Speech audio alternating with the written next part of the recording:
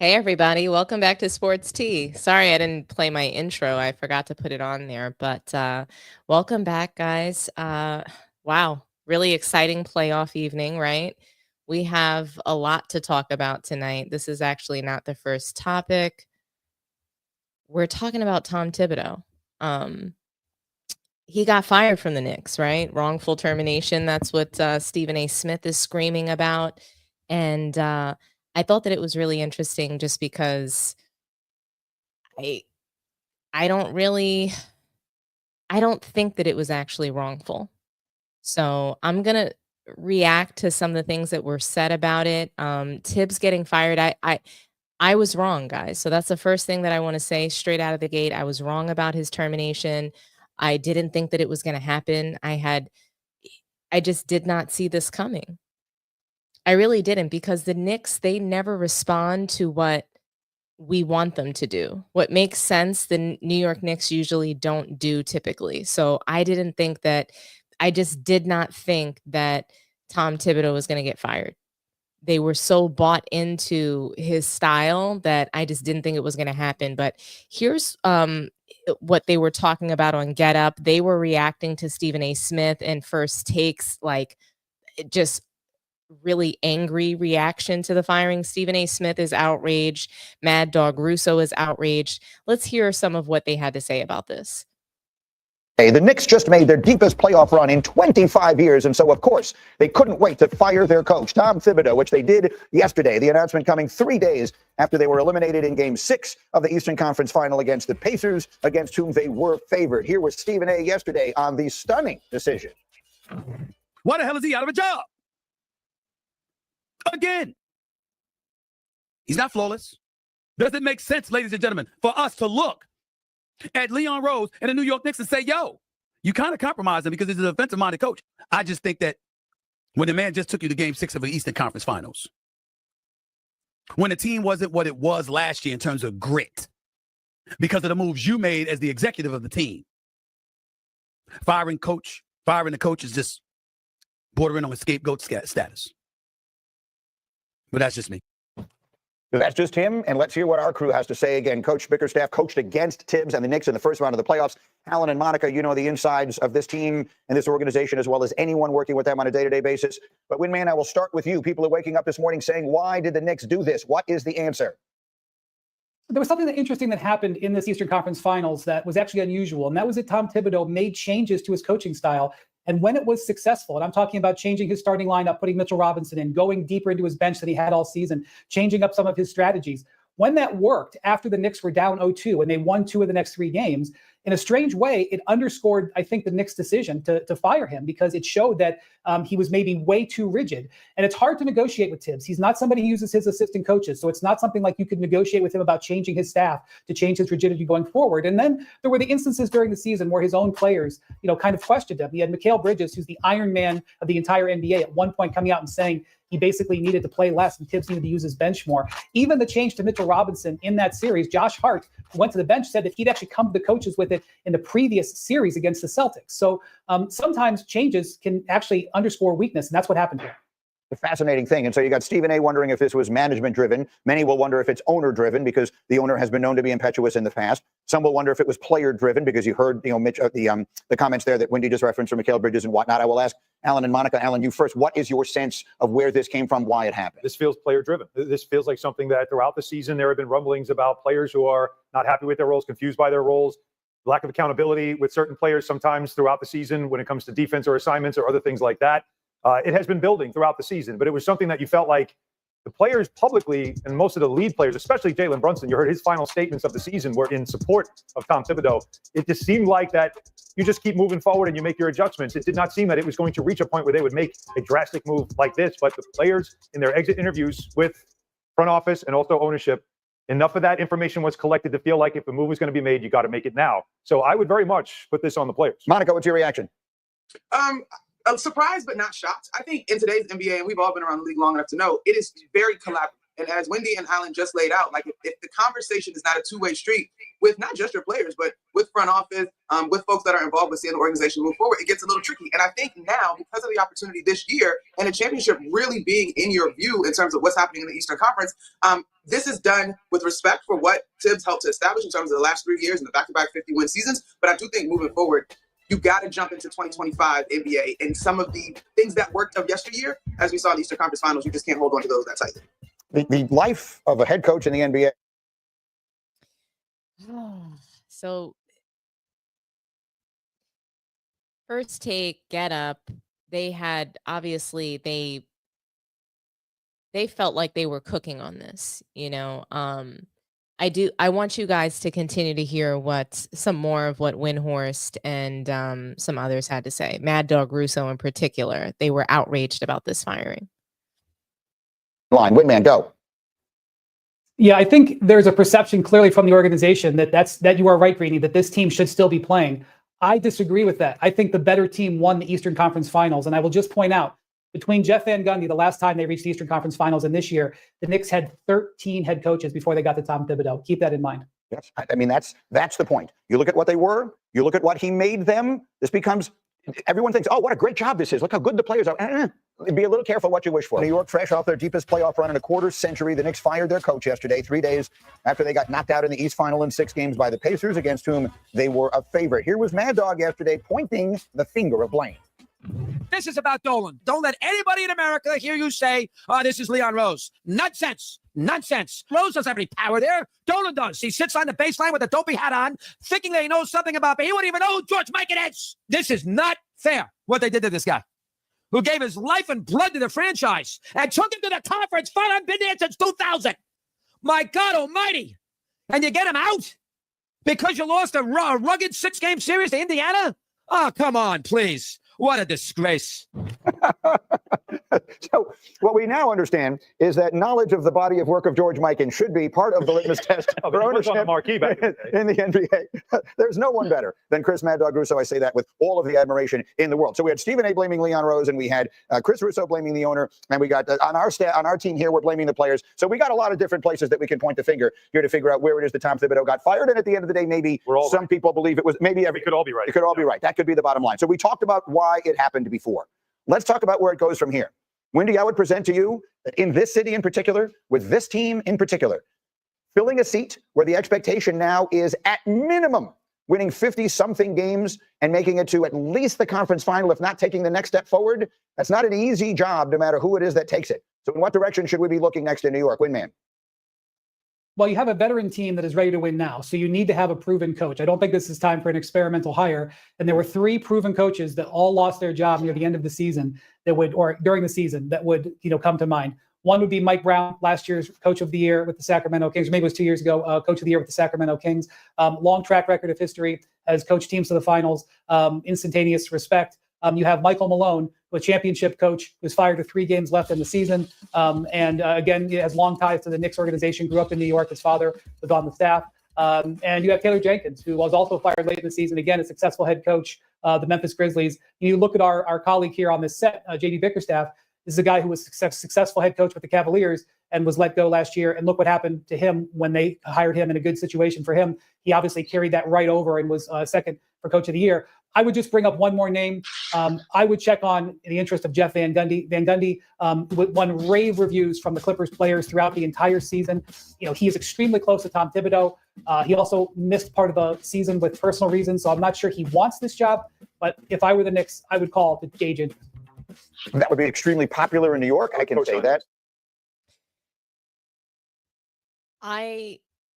When we start talking about who should be the replacement, that's where it gets really tricky, but let's just rewind. Okay. So here's my full take on the firing. So prior to this, I didn't think that Thibodeau was going to get fired, but what I'll say is that he deserves to be fired. So this decision was the correct decision for the Knicks to make. I mean, I've never seen anything like the kind of defiance that Tom Thibodeau has. And I mean, we have seen it. So we have seen defiance like this in a coach or a player. And at some point they're dealt with. So either they don't win an elusive title, right? They don't meet the standards and the sort of, they don't reach the expectations that we had for them, whether it's as a player, as a coach, but then other times we see consequences for it where they're either fired or traded. And so this is what has happened in the case of Tom Thibodeau. I mean, people want to sit here and cry about the fact that the Knicks haven't been to, to the finals or to the conference finals in 25 years. Okay, I get that. Okay, he made them into this team. Mark Jackson made the Warriors into the team that they became with Steve Kerr before Steve Kerr took over that team and ran with it and won titles. So it's not like this is some sort of original script. This isn't something like that. The Knicks are the only ones that have ever done this before. So I don't really care that Tom Thibodeau has helped. So he helped and he was a part of the rebuild of the Knicks. So what? He's a part of the story. He's a part of the journey. I mean, one could say that there's just so many stories of this, and Windhorse just mentioned that. My problem with, I think, fans and even the media sort of coming after the Knicks. See, for me, Stephen A. Smith, he's upset that Leon Rose, that the New York Knicks, they don't want to give the media access to them. So they don't come out and they don't really give the media time of day. They deal with their own media only, and that's all that they're going to capitulate to. They're not going to play the media game. They're doing it their way. So I believe that Stephen A. Smith attacks Leon Rose specifically. He makes it a big deal that he won't come out and face, the public. That's what he says. That's how he makes it seem like they're committing some sort of a crime, or they're not filing their tax returns or something. They're not making some sort of information public. They fired Tom Thibodeau. They made a statement about it. They made a statement. They thanked him for his time. They said that, they're moving forward in a way that doesn't include Tom Thibodeau anymore. Why do they have to? What do you mean they have to face the public? I just don't think that there's so much that they have to do for the public when they're firing a coach, even though this coach brought them to the Eastern Conference Finals. I don't have a problem with the firing, and I'm going to tell you guys why. Thibodeau had some issues. He had some issues that he didn't correct that were easily some things that you could have adjusted and changed if you wanted to keep your job. So he thought that he didn't have to make these changes. He was pushing back. I could see him being like, okay, my way is going to win. This is a championship winning basketball. Except guess what?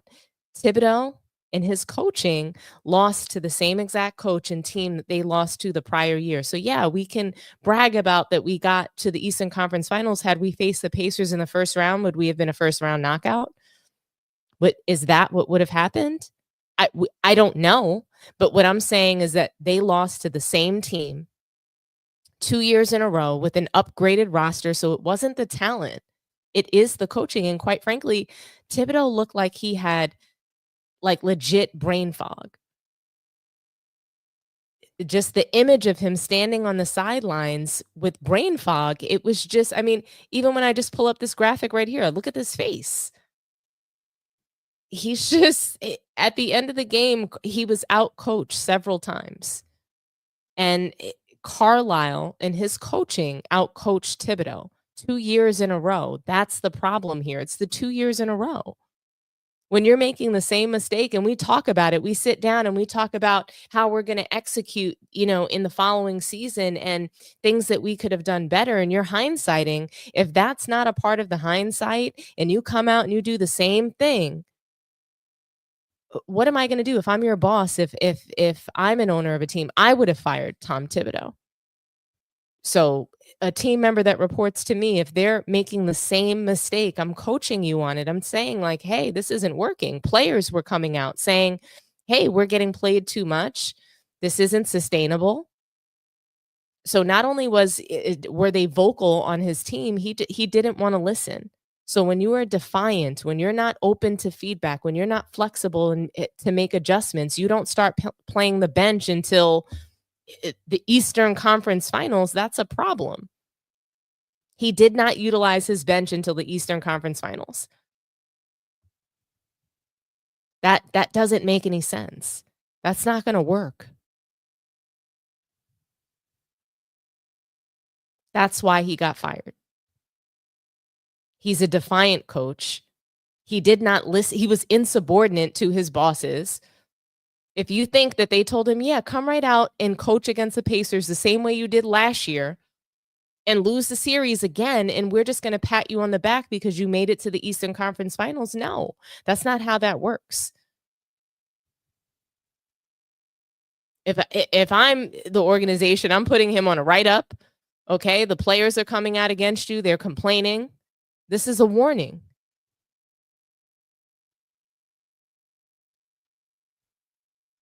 And he stood 10 toes down. He dug his nails into the ground on his strategies. So I hear everybody, it was a wrongful termination. Was it? If you don't listen to your boss at work, what's going to happen? You're going to get fired. It's just that plain and simple. If you can't collaborate with other managers at your work, you're likely going to get fired. So he wasn't utilizing his assistant head coaches. He wasn't listening to his players. He wasn't listening to the organization. Now, the answer for the Knicks, I don't think that it's Mike Malone. I don't want to hire a coach that was just fired. That's just me. The NBA, I get it. It operates differently because they like to recycle trash. Another team's trash can be another team's treasure. Totally fine. I get that from a perspective of when you look at the NBA, it looks like the rest of the NBA in comparison, this looks like a wrongful termination. Of course it does. When you have Bronny James playing for the Lakers and you have JJ Redick as a coach for a head coach for the Lakers, he was just bumped in the first round. After all that shit he was talking, JJ Redick still has a job. Bronny James is still employed. After the fiasco of a season that the Lakers had, you would think that LeBron James, JJ Redick, and Bronny James would be ran out of town. But no, they're still there. They're still with a job. And Tom Thibodeau, after the real success that he had a real 50-plus win season. No, they didn't beat the good teams, but they went into the postseason and they won with grit, with effort, with defense, with leadership. And the players stood beside him. Jalen Brunson stood beside him. Maybe it was bullshit. Maybe he's secretly campaigning for his dad to take over the team. Maybe that's the story. Maybe Rick Brunson and Jalen Brunson are the real father-son duo here. That could be an interesting story. But I'm hearing that the players don't really love Rick Brunson as an assistant head coach. They don't love the decision making and how much power he has on the team and from his actual role. So from his position as a head coach, they think that he has too much power. And I mean, that would make a lot of sense. We saw the interaction that he had with Dante DiVincenzo on the sidelines after, the Knicks and the Minnesota's first matchup during the regular season. So that does make a lot of sense. That tracks to me. But, Bronny, LeBron, JJ Redick, they're still employed by the NBA. Okay. And that brings me to my next topic. LeBron James he's just an absolute liar, guys. I've never seen anything like it. I mean, and I'm not going to spend too much time on it, but it's just insane to me that he can make a big deal of having an MCL injury. He tells us all, he announces to us that he's not going to the Met Gala. I didn't know that he was going in the first place. I didn't know that he was invited. I thought that they invite guys that don't actually play any minutes in the NBA like Ben Simmons. I thought Ben Simmons makes appearances to the Met Gala because he doesn't play basketball, doesn't enjoy basketball, instead enjoys clothing, jewelry, fashion shows. So I didn't know that LeBron was actually invited to this event. But sure enough, he was, and he decided to let us all know that he was injured with an MCL injury and he wasn't going. And so MCL injuries take several weeks to recover. Sometimes it could be months in some cases. He's 40. So, I mean, you would think that he wouldn't be dancing it up, doing the shimmy. What is this? I mean, he supposedly suffered a serious knee injury. This doesn't look like LeBron James has an MCL injury. Did you guys see this video, this little dance video he had? My gosh, LeBron was just when do his fans get tired of these lies? Like, how do LeBron James fans, how do they reconcile this? Like, how do they make an excuse for this? I'm just wondering. He's getting low. He's dipping it low. Look at him. He's low on the floor. He's shaking it.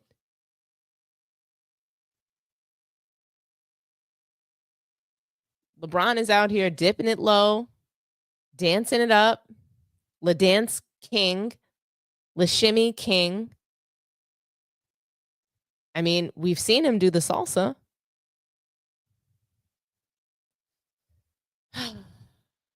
I just wonder, like, why do you guys think that, like, why did he fake this MCL injury? Did he fake it to have an excuse about not winning or about getting knocked out in the first round? Was he trying to, like, set us all up for saying, like, hey, I was really injured.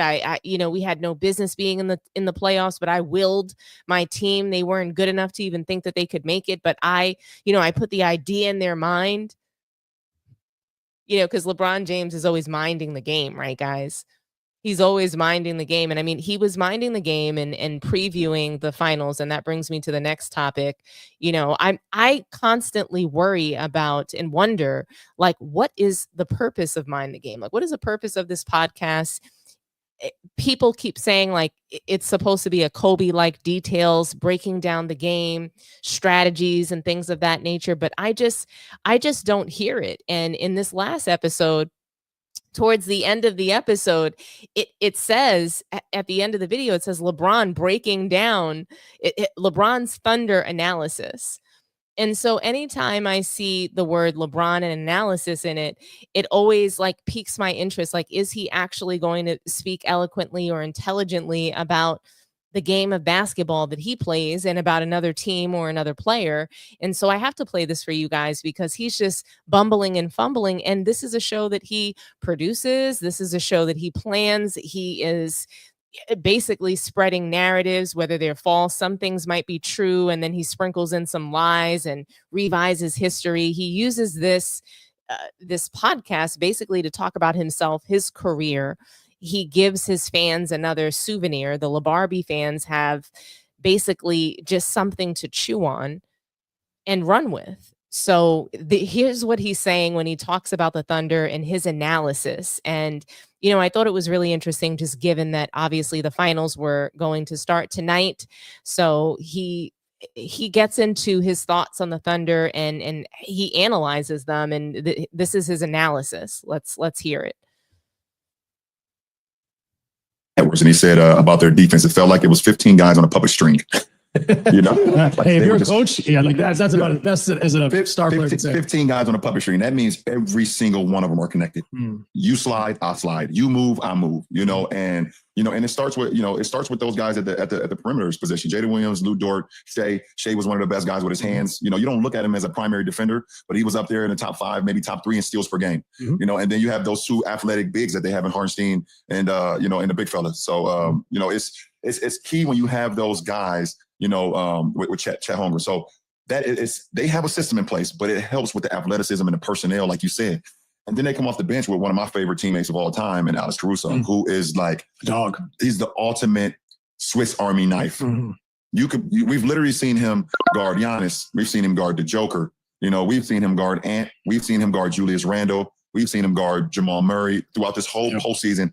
And you look at, plus minus after the game, AC will have 5 points, 3 rebounds, 2 assists, and his plus minus would be a goddamn plus 17. And they got, and Casey Wallace comes off, and those guys, Wiggins, all those, and everyone, when they come in the game, they don't miss a beat defensively. And so I'm super intrigued on seeing how the controlled chaos of the Indiana Pacers offensively, pace, space, randomness, matches up with the 15 guys on a puppet string defensive mindset of the Oklahoma City Thunder. I think it's a perfect matchup. When it comes to who's going to be the one, where will the give and take? Now we're playing tug and war. How do we? Who is your defense going to pull the string closer to us, or is our offense going to pull the string? So like You know, it's very intriguing to see that matchup because OKC's been the best defense all year. Mm-hmm. And, you know, Indiana has hovered around the best offense, you know, all year, but they've always been top 5 in pace. That has never changed. Yeah, I don't think Indiana wants to see Oklahoma City in the half court.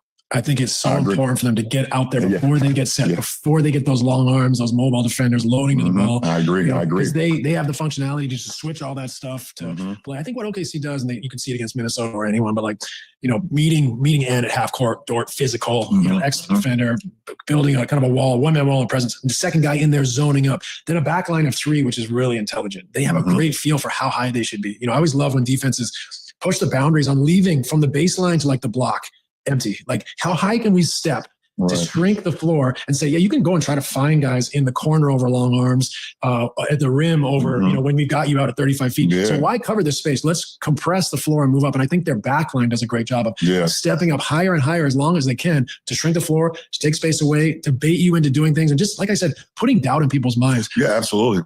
No, you just said, I mean, one of my favorite plays from yesterday while watching the game, you know, on their clincher to get to the NBA Finals, AC was guarding the ball on the left wing. I believe he was guarding Anthony Edwards. You know, and Anthony Edwards was able to get middle. And obviously, we know we don't want anyone to get middle, but Anthony Edwards is such a dynamic offensive player. It's going to happen from time to time. But AC, you know, he went middle. There was a guy at the nail that helped at the nail. He gave him full body help at the nail and made Anthony Edwards get off to it, hit the guy in the wing. And there was a defender in the corner, and he rotated all the way, you know, to take away that shot at the wing. Now, normally, you know, you say, I don't want to give up corner threes. No corner threes, you know, you want to try to stay home on that and force the above the break three. But they rotated all the way out. And instead of AC just standing and watching, he was guarding the ball and found his way all the way. He ran through the corner. And Julius Randle actually made this three. Right. But the percentages, when it comes to that effort, they're gonna win that percentage. You know, he got a great contest, full hands, contest everything, and Julius Randle made that one. Right. But we've seen throughout the series, Drew was not in a good. He was not in a good rhythm. He didn't make that shot all rhythm. You know, all series, and that's just like they're on a string. Now I don't know because I've played with AC. I don't know if that's built in from their, you know, what they do every day, shell defense, or that's just AC being AC. Nature, and you know you have, you know, we had an opportunity when we won in 2020. We had AC as a defender. And we also had Rondo as the offensive guy. So they had the luxury and the freedom to make up shit. And you knew it was going to be beneficial to the team. So like a guy like AC, he's so intellectual. He's so smart that he knows that if my teammate is helping me, he put a full body at the nail. I gave up middle, full body at the nail. Oh shit, I can't stand and watch. I got to get to the corner and help my teammate. We're going to be weak somewhere else. We're going to be weak somewhere else. So I just thought that was super intelligent. And even though, like I said, Drew made the three, you know, I was like, you keep playing defense like that. That's not going to beat us. That's just not going to beat us. And I love that. That was just amazing to see. Well, I think you bring up a great example for fans. Like when you watch this defense, like you just nailed it on the head. They're a pack the paint team. They want to keep you out of the paint. So it's just so funny to me because like Steve Nash really gets into it. He describes the spots on the floor. He describes like the play, exactly what they're doing. LeBron James tries to use words to confuse us, to throw us off. He tries to sound intelligent when he's really talking about something super basic. And OKC and the Timberwolves series, they didn't have to clinch. They didn't clinch anything. The series wasn't close. So Alex Caruso, one of his favorite teammates of all time. Everything's always of all time with LeBron James. He's so full of shit. He was your favorite teammate of all time, so valuable, but he was traded away. Rondo and, you know, Rondo and Caruso, they were just able to make things up. Oh, okay. LeBron James, it sounds like what he describes is accidental basketball. That's the kind of basketball that Kobe, the real basketball savant, the real IQ, the basketball IQ that we really want to see and learn from and hear from, whether it was during his career or post retirement. Like I really appreciate the way that Kobe Bryant speaks about the game and just his intelligence surrounding it. And I think that is not given enough credit. And I think that we erroneously talk about LeBron James's IQ when he can barely speak like a declarative sentence or, you know, get out. He could barely remember this story that he was fed. Rich Paul clearly told him to say this. I mean, he's trying to remember it. He's stumbling, fumbling over what he's trying to say. I never believe anything that he says. I never do. And I just think it's really interesting because he's doing this mind the game, trying to like, it's almost like he's trying to one up Kobe's details, and it's just not happening. Kobe Bryant was just so intelligent about basketball. The way you can tell how much he loved it. You can tell how much he remembers everything. He was not only a historian, but I mean, he could tell you anything. He could break down every single play. He's a guy that really knows what teams were going to do, what they were supposed to do. He knows what the right play is, not LeBron James. And it's no coincidence that another story came out surrounding Kobe Bryant and LeBron James, and that was the Redeem Team. And I thought that that was really an interesting story that's resurfacing. So this is nothing new that Coach K wanted to leave LeBron James off of the 2008 Redeem Team. But what's happening is the media is basically turning against LeBron James. They want to expose him.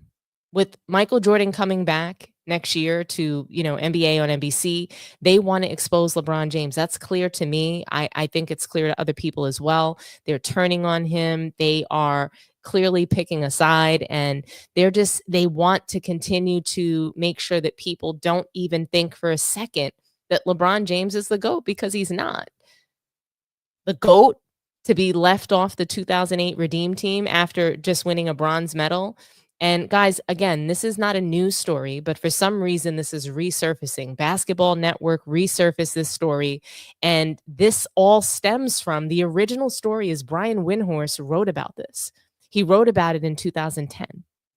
He wrote an article exposing LeBron James for being immature and, kind of growing out of that. And here's this is the article from Basketball Network where they're resurfacing it. I'll share some of it with you guys, and then we'll react. So, oops, this is not where it starts. Here we go. So the article starts on Basketball Network, and they say they could no longer let his bossy and belittling act go unchecked. Team USA didn't want LeBron James for 2008 Olympics in Beijing. Team USA was all in on Kobe and eager to ditch LeBron. They were determined to reclaim its dominance and pride heading into the 2008 Beijing Olympics. The team officials were confident they could assemble a much better group than the squad that failed to reach the gold in the 2004 Olympics in Athens. All the stars in their prime were on the drawing board except for one, LeBron James. According to revered NBA insider Adrian Wojnarowski, Team USA wasn't just planning to muster an elite group of players. They also wanted to ensure that they pick those who have the right attitude and mentality. Based on their assessment, James didn't qualify in the latter. The article continues. Woj revealed that Team USA was firm and clear about the team camaraderie and culture they wanted to build for the 2008 Olympic team. That meant they would have zero tolerance for the immaturity and diva-like behavior of James. When the mandate had been to gather these immense egos and get the NBA's greatest players to fit into a program, no one had a more difficult time meshing into the framework than James. Other players made it a point to learn the names of staffers and modestly go about their business without barking orders and brash demands. Behind the scenes, officials had taken to calling James's inner circle the enablers. No one ever told him to grow up, Woj added. No one ever challenged him, and yet James was still a powerful pull for his teammates, and everyone had to agree they could no longer let his bossy and belittling act go unchecked. These weren't the Cleveland Cavaliers, and Team USA wasn't beholden to him. The article continues. Team USA doesn't need LeBron if Kobe's there. Due to the potential complications that could arise from including LeBron in the lineup, Team USA was prepared to exclude him entirely from their plans. The team felt assured that Kobe Bryant, who was coming off his MVP season that year, would serve as the ideal leader for their squad. They figured that, unlike James, Black Mamba boasted an impeccable reputation as a responsible and dedicated player. With that in mind, Team USA was confident that Bryant, at the helm, they would be well equipped mentally to tackle their most significant challenge yet. No one could stand James as a 19-year-old in the 2004 Athens Olympics, nor the 2006 World Championships, the NBA guru divulged. Officials feared James could become the instigator of everything they wanted to rid themselves for the 2008 Olympics. For as gifted as James was, Krzyzewski and Colangelo subscribed to a belief that Kobe Bryant joining the national team in 2007, they could win a gold medal in 2008 with or without LeBron James. Wow. The article continues. Team USA had to get Jason Kidd as Bron's babysitter. That season, James finished the season with another remarkable tally of 30 points, 7.9 rebounds, and 7.2 assists. He was also one of the league's strongest MVP candidates. After acknowledging how the then Cleveland Cavaliers star could contribute significantly to the team, Team USA came up with a possible resolution for his oncoming behavior. The committee linked up with Nike, James' major shoe sponsor. On Team USA's behalf, Nike discussed the issue with King James and gave him a stern ultimatum. Moreover, Team USA reached out to seasoned veteran point guard Jason Kidd, entrusting him with a pivotal side task. They recognized that with Kidd's extensive experience and basketball acumen, he could groom LeBron on his journey to becoming a mature and admirable player. Very interesting to me. Before Team USA gathered for the 2007 Tournament of the Americas in Las Vegas, an unmistakable message had been delivered to James through Nike. Unless you change, we're serious about leaving you home. Through Nike, James ultimately heeded the message and became more tolerable to coaches, teammates, and staff. Team USA assigned Jason Kidd to babysit him at the Tournament of the Americas in 2007 to try to teach him something the Cavaliers never had a veteran to do: professionalism. The article continues. Finally, LeBron makes it. Eventually, Team USA recognized a significant improvement in LeBron's character and demeanor. His progress and positive transformation led the committee to make the crucial decision to include him in the official roster for the nation's 2008 Olympic team, better known as the Redeem Team. During the tournament, James did not disappoint. He emerged as one of the team's best performers, showcasing his exceptional all-around game on full display on the international stage. By the end of the campaign, James logged an impressive tally of 15.5 points, 5.3 rebounds, 3.8 assists, and 2.4 steals per game. Alongside Kobe, Carmelo Anthony, and Dwayne Wade, LeBron helped bring the gold back to the U.S. after beating Spain in a thrilling final match. In retrospect, it became clear that having LeBron on the lineup was the right move for Team USA. But was it? Just joking. Seriously, guys, it's not surprising that anybody would think or say that we don't need you, LeBron. Why? No need to redeem. Don't come back. We don't need you to redeem yourself. Stay right where you're at. But it reminds me of the posse comments that Phil Jackson made, because that was made out to be, racist and other things. But, he was walking around with his entourage that wasn't helping him. They were enabling him to have bad behaviors, treating staff poorly. I mean, I wonder if he called them peasants too. But it's not surprising that, again, Kobe Bryant, a guy that came into the league very humbly at 18 years old, he faced adversity too. And he faced much worse adversity than LeBron James did, So I think that it's interesting that he's yet the person that Coach K wanted. I think it's interesting that the NBA shunned him for LeBron James. They pushed down Kobe Bryant's stardom. They elevated and promoted LeBron James over Kobe Bryant. Yet he's the leader that they wanted for the Redeem Team. He's the person that they wanted to bring them back to glory, to gold, because LeBron James, his behavior, his unwillingness to play real team basketball and to play his rightful position, I think it hinders team basketball. It hinders Olympic play. That's why we saw him at 40 years old. They had to play in the LeBron system in the Olympics. And so many of those players they couldn't get activated. They were not fully unleashed. I mean, Steph Curry looked like pure shit playing next to LeBron. Right? So, it's no surprise that Coach K, Nike, had to go to him and say, hey, get your shit together. This isn't going to fly.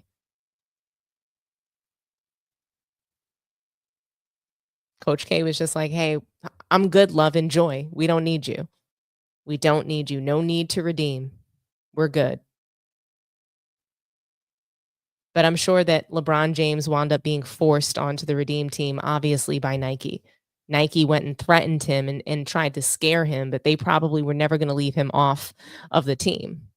Nike was likely always going to force him on that redeem team. There was just no way. But guys, I mean, LeBron James should have been left off of the Olympics team just the same way he's been left out of this playoffs. Oh my gosh, it is so much better watching an NBA Finals without LeBron James. How exciting has this series been so far? Game 1, it was just an incredible game to watch. You see the Pacers down. They're down the whole game. It's the same old story that they've had every single series, right? This brings me to, OKC and the Pacers. And like I said, we don't have the old heads here. We don't have LeBron James taking up space and, Steph Curry, Kevin Durant just sucking all the air and these conversations that surround legacy. We're talking about really, really great basketball teams playing head to head in the finals. Pacers, OKC, this is the battle of the great teams. But what you saw tonight was SGA step up for his team, 38 points, absolutely insane. He played like a dog for his team. I mean, you saw him getting out there, taking over the game. There were things that he could have done better. Absolutely. Obviously, you guys know I don't like his push off to the mid-range. I hate that about his game. But he hit some really beautiful shots. Did I think he took too many outside shots? Absolutely. But they were forcing him outside. They forced the Thunder to take a lot of bad shots. The Thunder's offense, unfortunately, was absolutely horrible. And it's funny because, we were texting in the man down group chat and, Mel called it. He said the Thunder are in serious trouble if they don't get their offense together. And I was like, look, this could be a sweep. I didn't think that Haliburton had anything. I thought he had jack shit for OKC. I didn't think Hallie was going to be able to deliver anything. I could have sworn and was predicting that this was going to be a sweep of the Pacers, and it just wasn't. It just flat out wasn't. And, they won. They stole game 1. They stole game 1 right off their home court. Their home court thieves. The Pacers, they came back in a stunning win in game 1. And I mean, we can take a look at the game stats really quick, or the game leaders. And when you take a look, I mean, Thunder put up way more shots. They were able to get up 98 shots. But obviously, we're going to get into how the Pacers won this game. Siakam was their leading scorer. They just played team basketball. They believed in each other. That's what happened. Shai Gilgeous-Alexander put up 30 shots, made 14 of them. 38 points, 7 of 8 from the free throw line. Thunder went to the line 24 times to the Pacers' 21 free throws. The Pacers shot the ball better. Thunder absolutely sucked from behind the arc. Absolutely goddamn awful. It was an annihilation from behind the arc. They hit 7 more three-pointers. The Pacers should have been blown off the floor. When you scroll down and you take a look, they had 25 effing turnovers in this game, and the Pacers and the Thunder had 7. The Pacers had 20 turnovers by the time the second quarter was over. By the end of the first half, they literally had 20 turnovers. They only turned the ball over 5 times in the second half.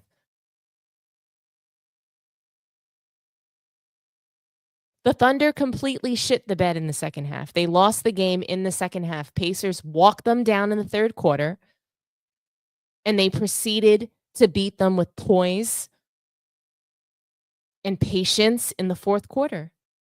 They played their game. They stayed confident. Haliburton, it's funny because people want to know, is he overrated? Is he overrated? And I don't think he's overrated because I don't ever think that anybody was calling him a superstar. So I don't like that, it became this conversation of overrated. He plays on a really great team. I think that he's a fantastic point guard. Superstar, no.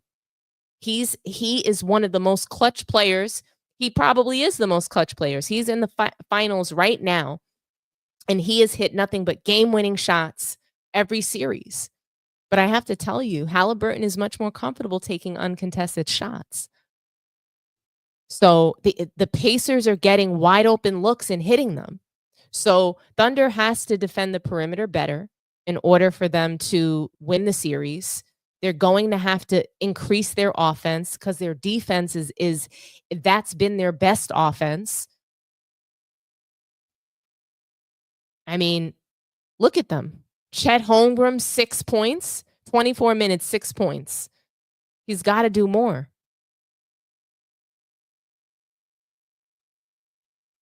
SGA tried to take over. He really did. He tried to take over. That last final mid-range shot that he took, he missed it.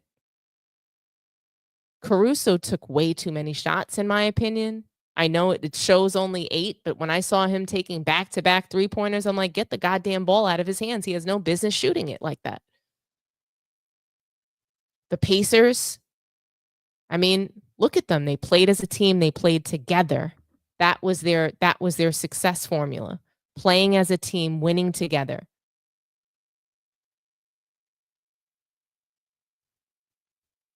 Of the moment, Tyrese Haliburton, and you gave me knuckles on the way in, so I'll give you knuckles here as you have a seat. Yes, sir. How do you describe the frantic last couple of moments leading up to the moment? Because you never led all night. You're down 15 in the fourth. This place is a madhouse. You guys never blinked. What's playing out in real time in all of your minds? Just stay at it. We're a resilient group. We just keep saying that to you guys. You guys keep asking us. I keep giving you the same answer. We're a resilient group, and we don't give up till the clock hits 0. So we do a great job of just staying in the moment. Trying to get it from 15 to 10, 10 to 5, 5 to 0. And we just walk teams down. Really proud of this group. I'm keeping notes here as this is playing out in the fourth. There were a couple of times where you got it to 4. Miles, who had a tremendous game, had a clean look. Yeah. It didn't go. I'm wondering, have they missed their chance? But then you got another chance, and I believe it was Neesmith at the rim. Yeah. No call in the other way. SGA gets a bucket. It's back to 5, and I'm wondering, did you miss your mark? But you guys don't blink, and I understand there's belief, but at some point, man, the clock, you start running out of seconds. Yeah. I guess at some point, I'm wondering how you all are able to continue to do this when the moments keep getting bigger and you all seem to get calmer. Yeah, I think the way that normal people think, like you're talking about, we're going to run out of time. So you're abnormal. I just don't. I mean, no, we're human, but I just don't think we believe that until the clock hits 0. Like, truthfully, that's just how we believe it. And I think here's the thing: is like we've had to win in so many different ways all year. We've had so many weird wins during the regular season, during the playoffs. So why would that change? Because we're here in the finals. It's not changing. So we just keep staying at it and just keep believing, and that's the result we get. I want to go all the way back to the beginning. Does anything at all feel different about this night, this game, this stage, given what it is? It is the finals. Did it feel different at all? I mean, I got to go back and watch the film, but I felt like I was jittery. You don't have to watch the film to tell me how it felt. How did you feel inside? I felt jittery in the first half. It looked honestly. that way. Yeah, I felt jittery. I was playing too. Guys, we don't need to listen to this whole thing. The point and the I think the salient fact that I want to impress upon you guys is that Haliburton believes in his team. He believes in his coach. I think that Carlisle is a phenomenal coach, and we're going to see him, maybe steal another game from the Thunder. I think that the series could go 7. I really do. And, Thunder lost the first game against the Nuggets. We saw them play really awful in the first game. I would love to see the Thunder gentlemen sweep the Pacers. They eliminated my Knicks. God damn it, Haliban, Halitime, whatever you want to call it. What the Hallie? I am so tired of him. But he is playing fantastic team basketball, and I really am enjoying the Pacers play. I just, I'm curious as to what you guys think. I do have time for one phone call. So I would love to hear from you guys. Like, what do you guys think that game one tells us so far? Like, what does game one tell us about the series? I can say that I think that game one tells us that this series could go 7. That's what I think it says about the series. It could go 7. The Thunder have shown us that they can collapse in the second half, that, the Pacers playing fast pace, that they can maintain their pace all 4 quarters. So, SGA, the Thunder, they have had some smart coaching moments, being able to stop a run. But are they going to be able to do that every game? Are they going to be able to keep up with the Indiana Pacers' pace? Are the Pacers going to be able to slow down and speed up when they can? Because their pace almost kind of got them out of the game. They were playing jittery. Haliburton was jittery. He is nervous. But he always kind of plays jittery. He prefers an uncontested shot. So don't let him get open. Haliban in the house. Calling, guys. I've got about 2 more minutes left. Talk to me nice. In the meantime, I'll read some comments. Guys, don't forget, do me a big favor. Like the video. Subscribe to the channel if you haven't done so already. Share the video. Share the video to your social media. Share it out with your friends and family. If you enjoy the content, let's grow the sports tea community to be really big. Yeah, let's do it. Let's do it up. Smash the like button for me, guys. Alrighty. I'll wait about another minute or so if no one wants to call in. I'll read some comments. It looks like we got a super chat. Thank you so much, Woofio, for the $2 super chat. Well, who lost the gold in the first place? Exactly. LeBron James. He's LeBron's. Okay? They didn't want LeBron's on the Redeem team. He came up with 2 bronze medals, and they were like, okay, we're tired of this. We're tired of losing. We're tired of the diva act. You're bringing us bronze medals and you want to have an attitude? I'm good, love, and joy. You can keep it.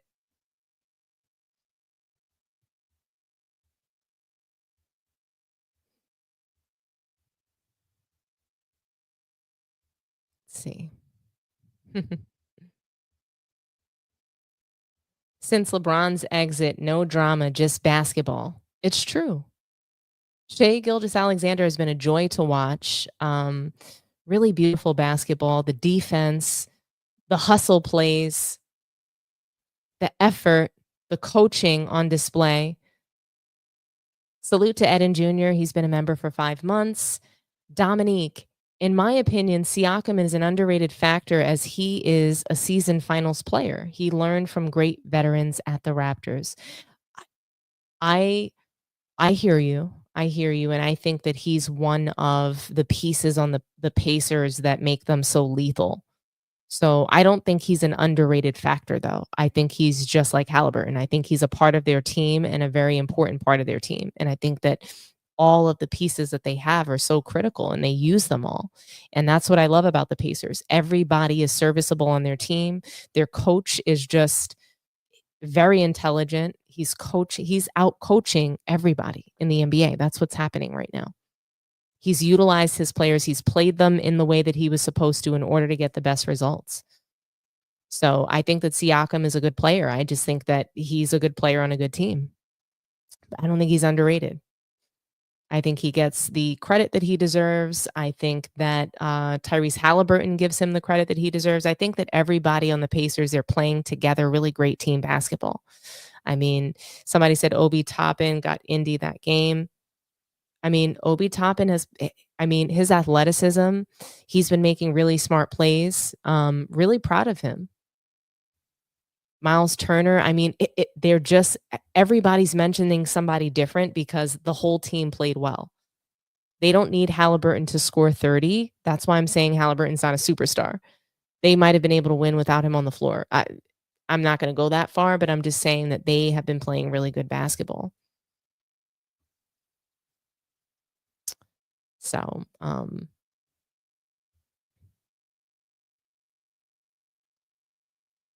Pascal is amazing. I think he's great. I think he's great. I just think that the Pacers have a really good team at this point. So, yeah. Rebounds win games. That Siakam interview is classic. Who's that guy? Gotta love it, right? NBA memories. I really appreciate you guys joining today. Do me a favor, like I said, like the video, subscribe to the channel if you haven't done so already, and share the video. Share the video with your friends and family, and I will see you guys next time. I do have another stream coming in either the morning or sometime in the afternoon, but I really look forward to seeing you guys tomorrow. Have a wonderful, wonderful night, and we're going to enjoy the playoffs together. Game 2 is going to come on Sunday. I can't wait for that, and yeah, we'll be watching together. You guys have a very good one. Happy Thursday, and I'll see you soon. Like, share, and subscribe. Thanks so much. Bye-bye.